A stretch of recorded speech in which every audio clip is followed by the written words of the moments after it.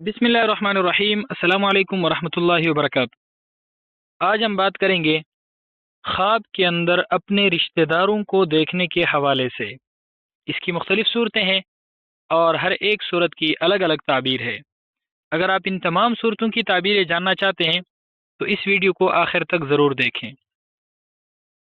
خواب کے اندر اپنے ننھیال کے ان رشتہ داروں کو دیکھنا جو محرم ہیں، یعنی جن کے ساتھ شادی کرنا جائز نہیں ہے۔ مثلا خواب کے اندر نانا، نانی، ماموں، ممانی، خالہ، خالو کو دیکھنا۔ اس کی تعبیر یہ ہے کہ خواب دیکھنے والے شخص کا دل خوش ہوگا، یعنی دلی خوشی حاصل ہوگی، گناہوں سے توبہ کرے گا، پریشانی دور ہوگی، نیک نام بنے گا، فضول خرچی سے بچے گا۔ خواب کے اندر اپنے دھدیال کے ایسے رشتہ داروں کو دیکھنا جو محرم ہیں، یعنی جن کے ساتھ شادی کرنا جائز نہیں ہے۔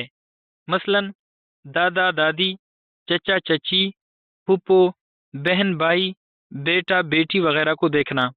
اس کی تعبیر یہ ہے کہ خواب دیکھنے والا شخص آرام اور راحت پائے گا، عزت اور مرتبہ پائے گا، دلی مقاصد پورے ہوں گے، مشکلات ختم ہوں گی، رنج اور غم دور ہوں گے۔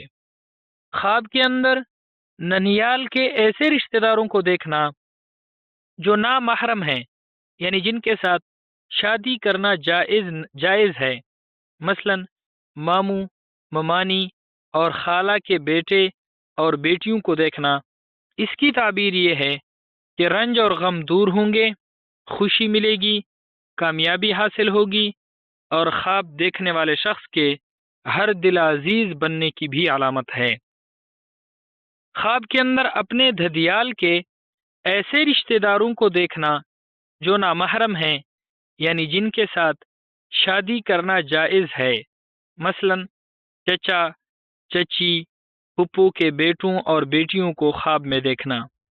اس کی تعبیر یہ ہے کہ خواب دیکھنے والے شخص کو اللہ رب العزت کی طرف سے نعمتیں ملیں گی، عزت ملے گی، دولت اور شہرت ملے گی، کاروبار میں ترقی ملے گی۔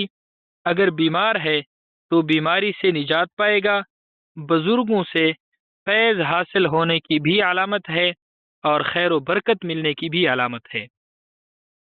خواب کے اندر اپنے رشتہ داروں کو خوش دیکھنا۔